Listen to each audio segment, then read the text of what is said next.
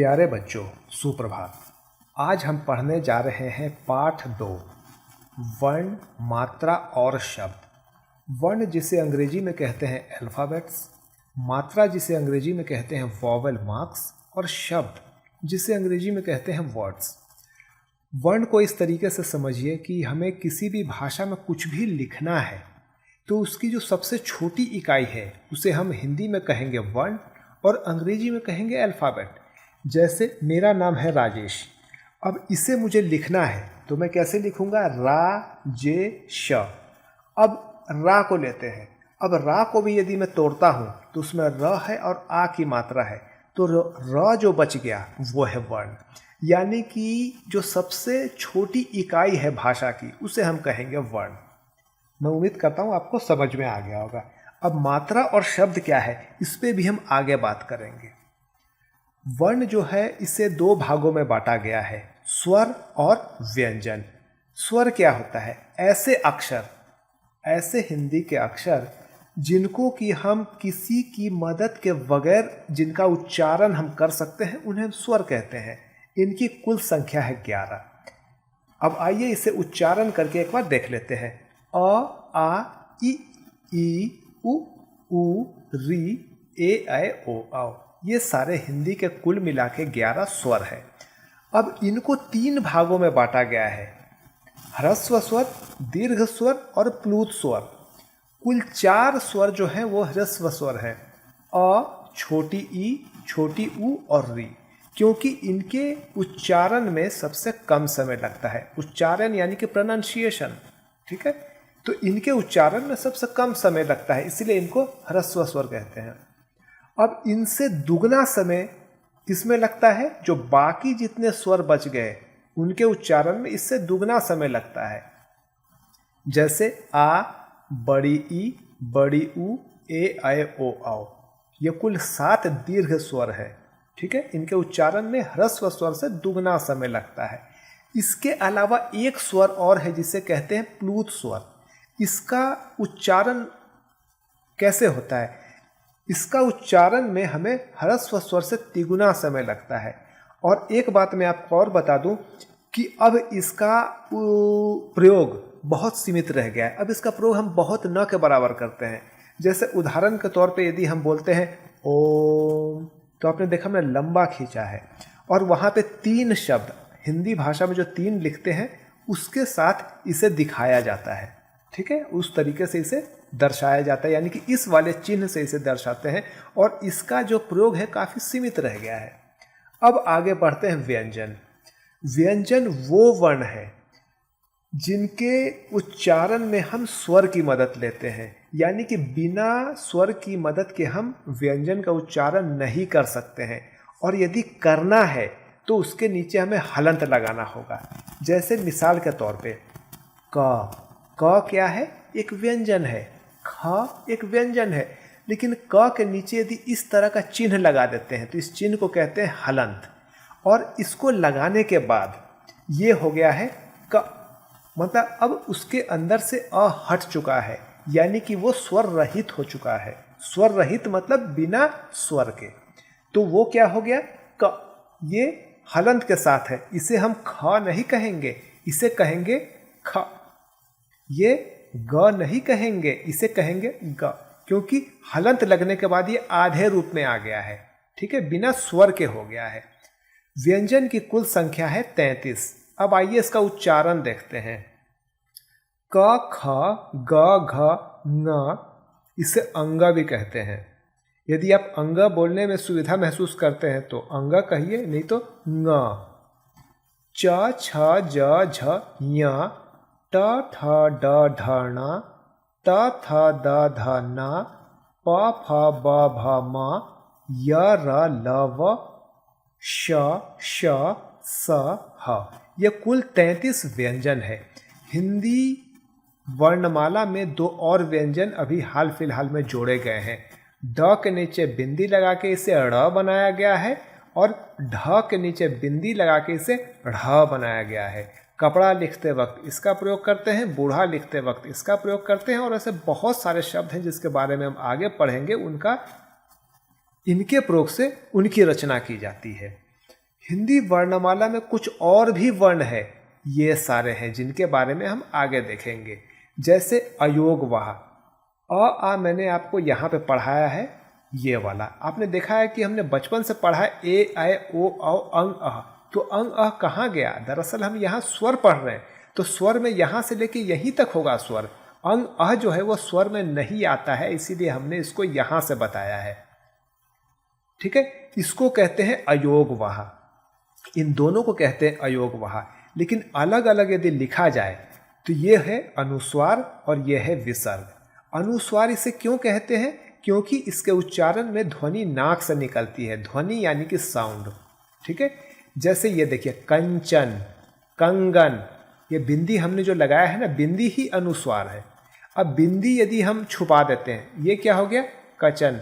अब कंचन, बिंदी छिपाने के बाद ये हो गया कगन, अब कंगन, यानी कि उच्चारण नाक से निकल रहा है, इसीलिए ये अनुस्वार है। विसर्ग किसे कहते हैं? विसर्ग हमेशा किसी भी वर्ण के दाईं तरफ लगता है। ठीक है, यानी कि राइट हैंड साइड में लगता है। जैसे प्रातः, अतः, इसे हम विसर्ग कहते हैं। प्रातः मतलब मॉर्निंग है ना, अतः मतलब हम कहते हैं ना कि अतः हम ये बात यहीं समाप्त करते हैं। तो इस तरीके से यहाँ तक हमने समझ लिया। अब आते हैं अनुनासिक। अनुनासिक क्या होता है? जब किसी भी शब्द के ऊपर हम चंद्र बिंदी लगाते हैं तो उसे अनुनासिक कहते हैं। जैसे माँ, चांद, गांव, ये देखिए, ये देख रहे हैं आप चिन्ह, इस चिन्ह को कहते हैं अनुनासिक या फिर चंद्र बिंदु। ये हो गया आँख, इसके उच्चारण में मुख के साथ साथ नाक से भी हम इसका उच्चारण करते हैं, यानी कि मुख और नाक दोनों के प्रयोग से इसका उच्चारण किया जाता है। अब एक और ध्यान देने वाली बात यह है कि कई ऐसे शब्द आपको दिखेंगे जिसके ऊपर मात्रा लगा हुआ है, तो वहाँ हम चंद्र बिंदी न लगा के सिर्फ बिंदी से काम चला देते हैं। जैसे मैं, जब भी आप मैं लिखते हैं तो वहाँ बिंदी लगेगा, लेकिन यहाँ जगह न होने के कारण, मतलब एक व्याकरण का एक नियम बनाया गया है कि यहाँ पे चंद्र बिंदी लगना था, लेकिन क्योंकि यहाँ एक मात्रा लगा हुआ है इसीलिए हम सिर्फ बिंदी लगाएंगे। और यही चीज़ यहाँ पर भी है। ठीक है, क्योंकि यहाँ मात्रा ऊपर में लगा हुआ है तो इसीलिए यहाँ पे हम चंद्र बिंदी की जगह सिर्फ बिंदी लगाएंगे। अब इसके बाद हिंदी व्याकरण में दो और वर्ण व्यंजनों को स्थान दिया गया है। ये वर्ण है, दो और वर्ण हैं जिनको कि व्यंजन की श्रेणी में रखा गया है। ये दोनों ध्वनि अभी हाल फिलहाल में हिंदी के वर्णमाला में शामिल किया गया है, जिसके बारे में मैंने आपको थोड़ी देर पहले भी बताया था। इसका उच्चारण करेंगे ड़, ड के नीचे बिंदी लगा के ड़ बन गया, और ढ के नीचे बिंदी लगा के ढ़ बन गया। ठीक है, और इसको लिखेंगे कैसे? लड़का, चिड़िया, भीड़, जोड़ी, बढ़ई, पढ़ाई, चढ़ाई, उच्चारण पे ध्यान दीजिएगा। इस तरीके से इनका प्रयोग किया गया है। ठीक है, अब यहाँ पे कुछ उच्चारण मैं आपको करके दिखा रहा हूँ, आप ज़रा गौर फरमाइएगा और ध्यान से देखिए। बैकग्राउंड नॉइज़ आ रहा है, मैं माफ़ी चाहूँगा कि आप लोगों को शायद थोड़ा सा डिस्टर्ब हो रहा होगा। अब यहाँ पे उच्चारण को समझने की कोशिश कीजिए। यहाँ बिंदी लगा करके बनाया गया है। ठीक है, यानी कि ड के नीचे बिंदी लगा के यहाँ पर ड़ बनाया गया है। उच्चारण पे ध्यान दीजिए। भेड़, चिड़िया, घोड़ा, पहाड़। अब यहाँ पे बूढ़ा, मैंने कहा था ना कि इस वाले को यहाँ पे प्रयोग करके दिखाया गया है। ट, ठ, ड, ढ, ढ के नीचे बिंदी लगा के इसे बनाया गया है ढ़। अब इसका उच्चारण कैसे करेंगे? बूढ़ा, सीढ़ी, चढ़ाई, पढ़ाई। ठीक है, अब यहाँ पे अनुस्वर का प्रयोग किया गया है। इसका उच्चारण कैसे करेंगे? पांडव, पंडित, ठंडा, डंडा। अब यहाँ देखिए, यहाँ ढक्कन, ढोल, ढाई, ढीला, यानी कि ढ को यहाँ बिंदी के साथ प्रयोग करके बताया गया है, यहाँ बिना बिंदी के। तो इस वीडियो को रिपीट करके देखिए, आपको उच्चारण समझ में आ जाएगा। अब आगे बढ़ते हुए हम पढ़ेंगे आगत ध्वनियाँ। आगत ध्वनियाँ क्या है? आइए देखते हैं। ये तीन ध्वनियों को हम आगत ध्वनि कहते हैं। अंग्रेजी के बहुत सारे ऐसे शब्द हैं जिसको हम अंग्रेजी में तो बहुत अच्छी तरह से लिख लेते हैं, लेकिन यदि उसी को हूबहू यदि हिंदी में लिखना हो तो वहाँ हमें आगत ध्वनि का प्रयोग करना पड़ता है।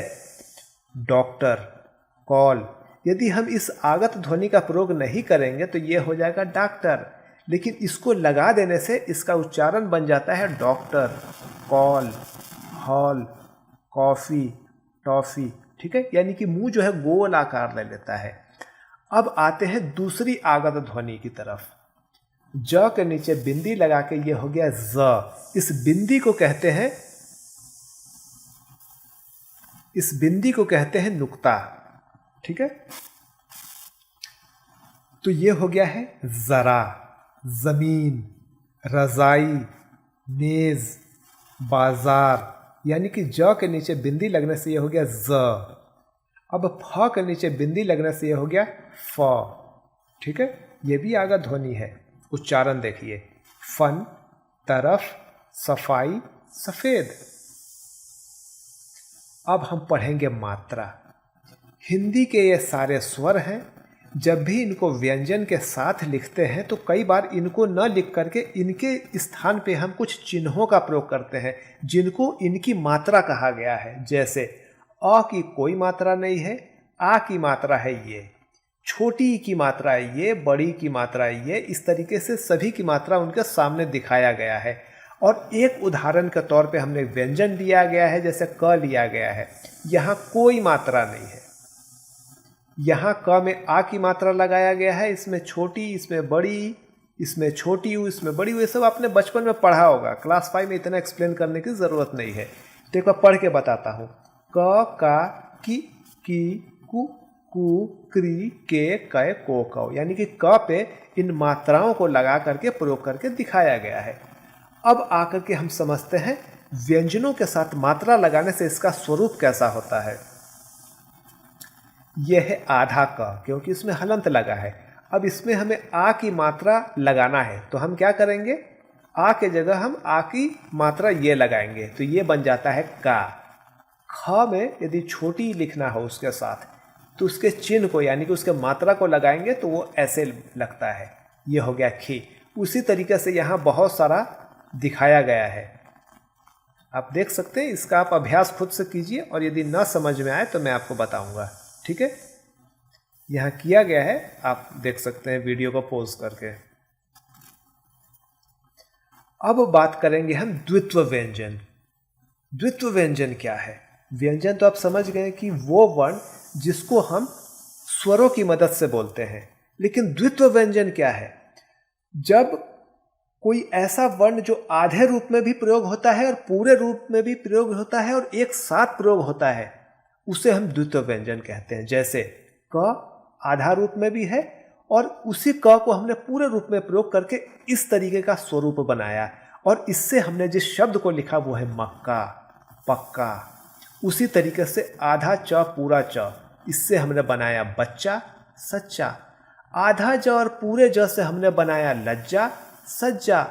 आधे ट और पूरे ट से हमने बनाया पट्टी, मिट्टी। आधे त और पूरे त से बनाया हमने कुत्ता, पत्ता। उसी तरीके से यहाँ देखते हैं, आधा प पूरा प, इससे बना चप्पल, छप्पर। आधा ल पूरा ल, बना उल्लास, चिल्लाना। आधा ग पूरा ग, लग्गी, डुग्गी। आधा ड पूरा ड, गुड्डी, खड्ड। आधा द पूरा द, गद्दी, रद्दी। आधा न पूरा न, अन्न, संपन्न। आधा ब पूरा ब, डिब्बा, झब्बा। आधा म पूरा म, सम्मेलन, सम्मान। तो आपने देखा होगा कि इस द्वित्व व्यंजन से हमने कैसे बनाया। अब सवाल उठता है कि आप कहेंगे कि सर इसकी ज़रूरत क्या है, हम आधे क की जगह पूरा क लिखेंगे तो क्या फ़र्क पड़ेगा? तो फ़र्क क्या पड़ेगा, उच्चारण में फ़र्क पड़ेगा। अब देखिए, यदि यहाँ पे पूरा क होता तो इसे हम कैसे पढ़ते, मकका। अभी आधे क से इसका उच्चारण आधा रह गया है, तो हम इसको उच्चारण कैसे करते हैं, मक्का, यानी कि आधा का बोलते हुए आगे बढ़ जाते हैं। तो दोनों में फ़र्क है। अब इसके बाद आते हैं संयुक्त व्यंजन। संयुक्त व्यंजन किसे कहते हैं? संयुक्त व्यंजन में किसी भी व्यंजन को आधे रूप में भी प्रयोग किया जाता है और उसके अलावा किसी और व्यंजन को पूरे रूप में यदि प्रयोग किया जाए तो दोनों के मिलन से जो बनता है उसे हम संयुक्त व्यंजन कहते हैं। आधा च और पूरा छ, इससे हमने बनाया मच्छर, स्वच्छ। आधा त और थ से बनाया हमने पत्थर, जत्था। आधा त और य से हमने बनाया त्योहार, त्याग। आधा ट और ठ से बनाया गट्ठर, लट्ठा। आधा क और य से बनाया क्यारी, वाक्य। आधा प और य से बनाया प्यास, प्यारा। अब आते हैं हम संयुक्ताक्षर की तरफ। संयुक्ताक्षर किसे कहते हैं ये समझना बहुत ज़रूरी है, क्योंकि ये समझने के बाद जाकर के आप बहुत बेहतर तरीके से और बखूबी से इस चीज़ को समझ सकते हैं। देखिए, संयुक्त अक्षर जो होते हैं, संयुक्त अक्षर वाले शब्दों को हम स्वतंत्र वर्ण नहीं मानते हैं, क्योंकि संयुक्त अक्षर की रचना दो या दो अधिक व्यंजनों के मेल से बनता है, इसलिए इन्हें हम संयुक्त अक्षर कहते हैं। और इनकी कुल संख्या 4 है, क्ष, त्र, ज्ञ और श्र। यहाँ पे देख सकते हैं, जैसे क और श से मिला बना क्ष। इससे हम कौन से शब्द बनाएंगे, जैसे कक्षा, क्षमा। ज और य से बना ज्ञ, ज्ञान और संज्ञा। इस तरह के शब्द हम बना सकते हैं। आधा त और र। अच्छा, एक बात और याद रखिएगा, शुरुआत इसके आधे रूप में होती है और फिर पूरा रूप। ठीक है, तो इससे बन गया ये आधा ज और य, उससे बना किया। ये पहले आधे रूप में प्रयोग होता है, फिर पूरे रूप में कोई दूसरे व्यंजन को हम लेते हैं और उनके समन्वय से इसकी रचना की जाती है। इस पर ध्यान देना है। उसी तरीके से बना आधा त र से पत्र, आधा श र से श्रम और श्रमिक। ठीक है, इसको अभ्यास कीजिए और देखिए तो आपको समझ में आ जाएगा। मैं उम्मीद करता हूँ यहाँ तक आपको समझ में आ गया होगा। अब हम र के प्रयोग की बात करेंगे। हिंदी में हम र का इस्तेमाल तो करते हैं, लेकिन र के कई रूप हैं जिस पे आज बात करेंगे। सबसे पहला है जिसको हम रेफ कहते हैं। ये देखिए, आपने अक्सर देखा होगा कि इसको ऐसे लिखा जाता है। अब कहाँ लिखते हैं, आपने अक्सर देखा होगा हिंदी में लिखा जाता है धर्म, कर्म, फर्श, शर्त। अब जो ऊपर जो एक चिन्ह का प्रयोग किया गया है यह है रे, र का यह एक रूप है। जहाँ पे आधे रूप में र का प्रयोग होता है वहाँ इसको हम लगा देते हैं। जैसे धरमा, ये क्या हो गया, धर्म हो गया। लेकिन यदि उस र को आधे रूप में प्रयोग करना है तो वहाँ से र हटा दीजिए और उसके आगे वाले वर्ण पे इस रूप में आ जाएगा, तो यह हो गया धर्म। उसी नियम के अनुसार कर्म, फर्श और शर्त बना। उम्मीद है रेफ का कॉन्सेप्ट यानी कि रेफ क्या है वो आप समझ गए होंगे। अब र दूसरे रूप में प्रयोग कैसे होता है, उस रूप को कहते हैं पदेन। ये देखिए, ये वाला र का दूसरा रूप है जिसे कहते हैं पदेन। जैसे क्रम, चक्र, नम्र, ग्रह।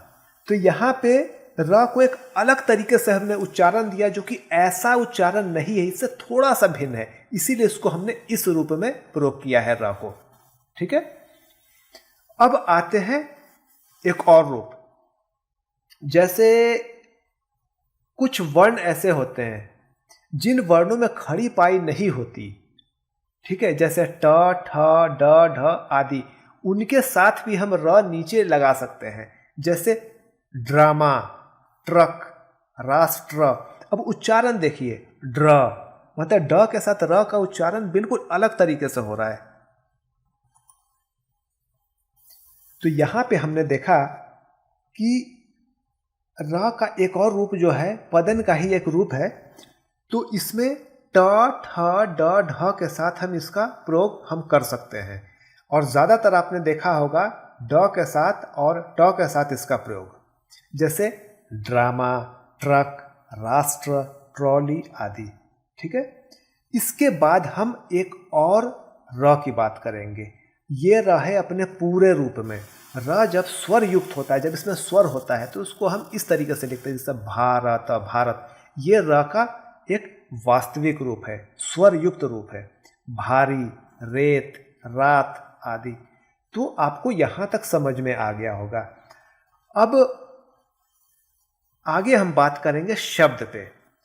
शब्द क्या है, जब हम वर्ण को समझ लेते हैं तो वर्ण के माध्यम से हम कुछ एक सार्थक शब्दों का निर्माण करते हैं।